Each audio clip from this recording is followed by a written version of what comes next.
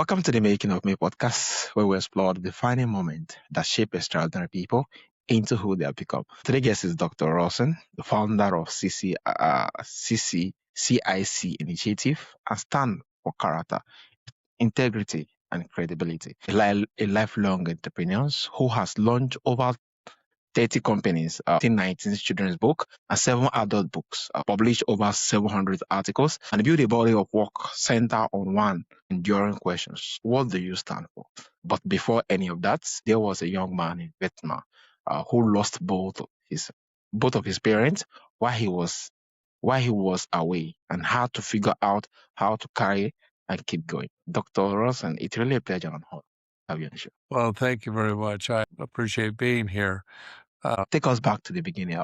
Who were you before Vietnam, and what was your relationship with your parents like before everything changed? Well, when I went in the military, my parents had already divorced when I was a very young boy and worked through homeless and all kinds of stuff. But, I loved my parents, but my parents had divorced. My father was remarried and he didn't have any children from that relationship. And then my mother had remarried and she had some children from that relationship. And so we had a total of 4 of us. There were the 4 Ds, DR, Diane, David, and when I came back from Vietnam, both my parents had died. And both of the spouses in this case refused to accept any other responsibility. So as a result, I had to raise my youngest sister and my brother. That's where CIC began because my grandfather stepped in, and my grandfather, God love him, at the time, he was probably in his 50s somewhere. Wow. He said to me, he says, DR, he says, you can't take care of those kids by yourself. You don't know that much about life. And he says, I'm going to help you. I said, Grandpa, you live 2,000 miles away. How are you going to help me? And he says, well, he says, if you have any problems, if you have any problems with your ministry, with your children, your family, your life, anything, he says, you just call me and I will tell you the principle upon which that you should use to solve that problem. Yeah. And okay, well, let's give it a shot. So for 25 years, this man took my calls, and occasionally I was able to visit him and took my calls, and I would tell him the problem, and he would say, okay, here's the principle that you need to use to solve the problem. Okay. So he never gave me the answer. He just gave me. Wow. And so I became, I think, over 25 years, pretty principled person. And I still am to this day, of course. And so I was thinking about my own legacy about 9 months ago when I started this. And I thought, all these principles that I have and all this experience that I have, it should be in some sort of container that other people could experience. So I created a book, and this was the first of it right here. Yeah, the CIC's. Understanding your score. Now, I haven't written, at that point, I hadn't written the book, but I wanted to be able to, like Think and Grow Rich, figure out where you stood. Use it as a measuring guide, where you are. So we did that. That's a 40-page book. It's nothing. Now, the next book, which is character, integrity, and credibility plus crisis. And I'll tell you why. So you've got a formula that says character plus integrity equals credibility. So those 3 things. What happens in real life is that crisis comes along. Then we're all challenged. Do we stay ourselves? Do we make a change? Some of us do. Some of us, when we get really upset, we become completely different people. And so crisis has a huge impact on who we are. So we wrote a book that tells you exactly what character is, how you can change it, how you can use it to your benefit, and also gave you some great examples and reflection questions. And we did that for each of those things. And then we wrote this book, Crisis. And crisis is all about, well, what happens when the pressure's on? What happens when you are caught off guard? What happens? Well, what happens is if you don't handle it correctly, it impacts your integrity and it impacts your credibility. So if you're consistent over time in your decisions and you stay true to what you know your character to be, fine, no problem. But people watch. People are always watching, and they see that suddenly you're not consistent. Suddenly you're not making the same kinds of decisions that you were made, and people lose trust in you. And so that's lost credibility. And when you lose credibility, you don't just all of a sudden make one bad decision and it's all gone. No, but a good chunk of it may be gone, but it's basically and most commonly one small decision at a time leads you down a path that you don't really want because that affects your credibility. Yeah, amazing. Thank you so much for sharing that. Yeah, character plus integrity give you credibility. Yeah, amazing. So let's go back to that stories again. Grief at the distance, without the ability to be present, to say goodbye, to burying your parents in a particular kind of wound. What did carrying that loss do to you in months and years that follows? You know, not having parents means that you can't really look up to the generation above you and say, hey, I need some help. I'm struggling here. I need help. As I explained, my grandfather stepped in and tried to do his Yeah, best, but you pretty quickly realize you're on your own.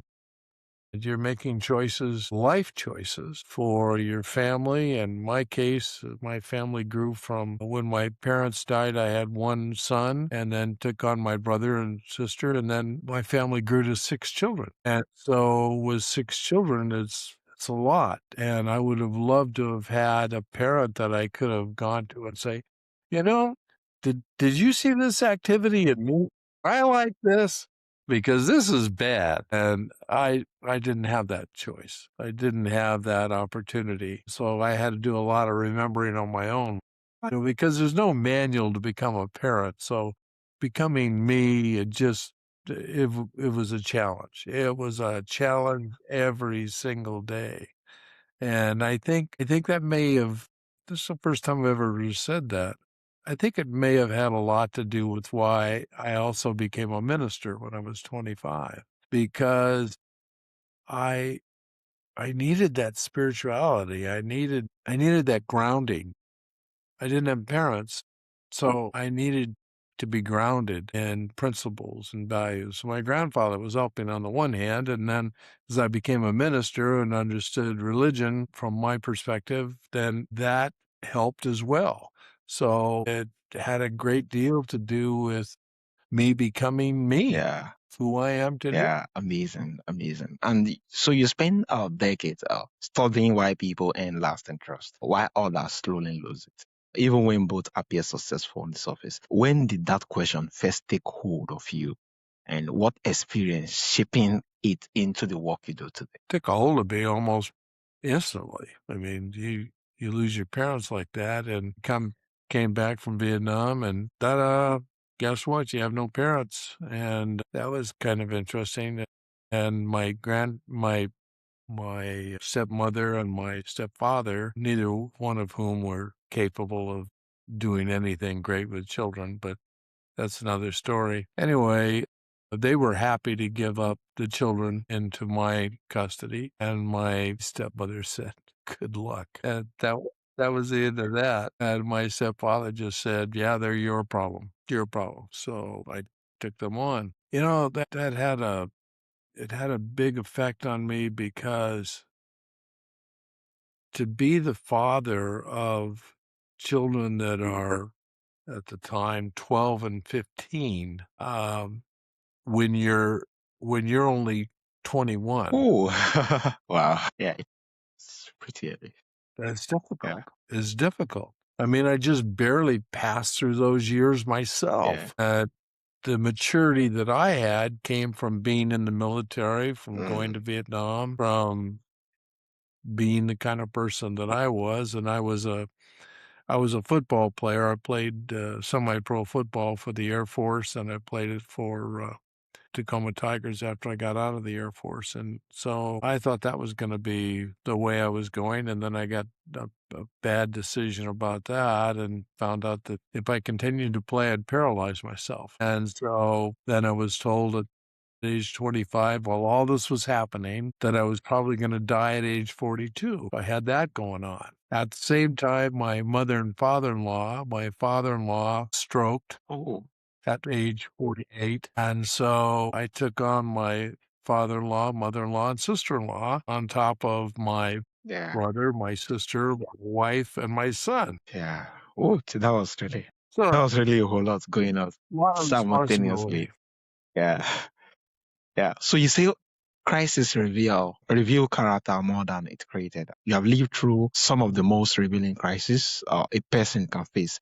War, losses, business failure, reinvention. What does that particular experience show you about yourself that comfortable season could never have? Well, I'm quite certain it took me in a direction that I would have never gone myself, probably. Just wouldn't have done that. I mean, who would intentionally go, yeah, give me more responsibility, more, yeah, okay, here's a fire hose. I'll drink from the fire hose. Yeah. It's just looking back, I don't think anybody would have said, hey, that's neat. You get 2 kids on top of what you have. Oh, and you got that extra responsibility. Oh, and by the way, you just bought a company. Hey, great. You got all that responsibility. That's wonderful. Good for you. Yeah, nobody would have said that. Nobody would have ever said that. They would have said, are you out of your mind? Are you out of your stomp jumping mind? But I wasn't. It was responsibility, and it was something I had to do, and it weighed on me daily. Lucky that I'm 79, because with all that pressure that I felt, it was never ending. And then at the same time, by the way, I decided to go to college full time at night. So I'm still not sure whether I did that to get out of the home because the home was so small with all those people, or I just wanted the education. I don't know which. But anyway, so all that contributed to the making of me, I guess. Amazing. Also, you created Thinning Till Land and have ratings 19 children's book to reach the youngest generation with the value that shape character. How much of that work is connected to what you lost and what you most wanted to give the children coming after you that perhaps you yourself had to find without anyone guiding you? Well, what I learned from all that when as a young person is that principles keep the ship upright. If you know that this is who you are, this is what you need to accomplish, this is what you want to do, that ship stays upright and you're sailing and things are working out well. Without principles, then you'll kind of fall for anything. You'll just do whatever comes along because that's what happens in life. So principles help me just make sure that I was putting one foot in front of the other and going down the right path. And I wanted that for others, and that's why I wrote that book. I think it's incredibly important, particularly for your generation. There's a lot of your generation that doesn't understand respect, doesn't understand responsibility, doesn't understand resilience, other than, come on, get up, you can do that again. But they don't really understand resilience, and is something that I think a good portion of them skipped as well. And certainly they don't understand that joy exists within them. So I wrote the book based on those things and some more because I wanted young people to understand that there was a proper way to steer through life that would give them a better reward than just going from circumstance to circumstance. And that's what so many people do. Yeah. Did that answer your Yeah, question? it did. Yeah, thank you so much. Yeah. And also you partner with Las Vegas Television Network and continue building medias around the questions of what people stand for. What has a life of asking what that question of others and yourself actually answer for you? Yeah. You know, that catches a lot of people off guard. What do you stand for? You know, When you meet somebody, hi, Bob, how you doing? And what's going on in your life? And by the way, Bob, what do you stand for? They look at you and they go, well, I stand for a lot of things. I stand to get dressed. It's just people just come up with the stupidest things and not well thought out at all. In this environment, because it's a television show that we put together, people have a chance to think that through before I just literally spring it on them. But most people, when you spring that question on them, they have no idea. Have no idea what they stand for. They have to stop, think, and what do I stand for? Do I stand for the stupid stuff I did when I was in my teens? Do I stand for what I'm trying to build right now? Do I stand for what I want to be? I mean, what do you stand for? Where are you in this journey? So it's kind of interesting. It's very interesting when you ask people that question. I mean, just try it on your own. You're just in general conversation with a few of your friends and go, by the way, Larry, what do you stand for? And you'll watch this guy again get deer in the headlights. Yeah, so true. Well, So true. Yeah, thank you. So looking back, at the young man who has lost both parents, while serving it, Vietnam, what are you most grateful for about the defining experience because of the thinker, the builder, and the mind eventually made you?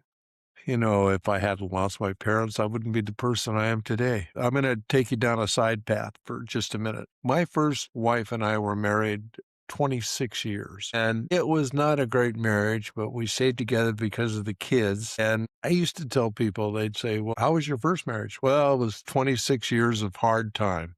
It was like being in prison sometimes. It was just hard time. I felt like I was making big rocks into small rocks all the time. It was terrible. And then I met my current wife 31 years ago in August, and 32 years ago in August, excuse me. And once I met her and realized how life could be, I said to myself, well, I had to go through 26 years of crap in order to get to a point where my life is exactly what I want. But I didn't give up. I didn't say, because that was terrible, the next one will be terrible. I do that. So the thing that changed me, I suppose, is when my parents passed, I had to become an older person right away because I had to take care of the needs of my siblings that I was raising, and I had the responsibilities in business and my family, and it was not easy, but you just keep putting one foot in front of the other and you hope for a better result. And I hope now, well, actually I know now that all of those people, my children, my brother who's since passed, my youngest sister who's still alive, are grateful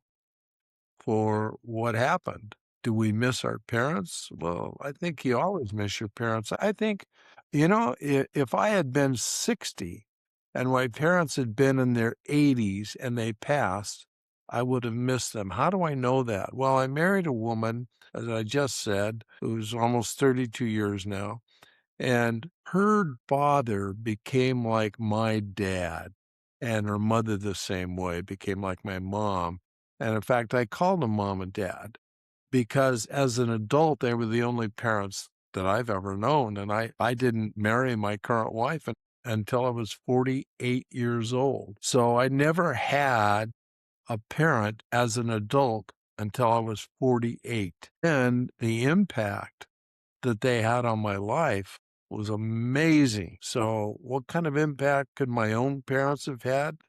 I don't know. But they certainly left me in a situation that forced me to become maybe a better person than I would have been otherwise. Yeah, amazing. Thank you so much for sharing. Also, lastly, you say credibility is discussed long before someone enter the rooms, long after they leave it. What does that mean, and what are people doing every day without realizing it, that it's building or eroding it? You've heard this expression before. You should not judge somebody. You should not do that, but you should.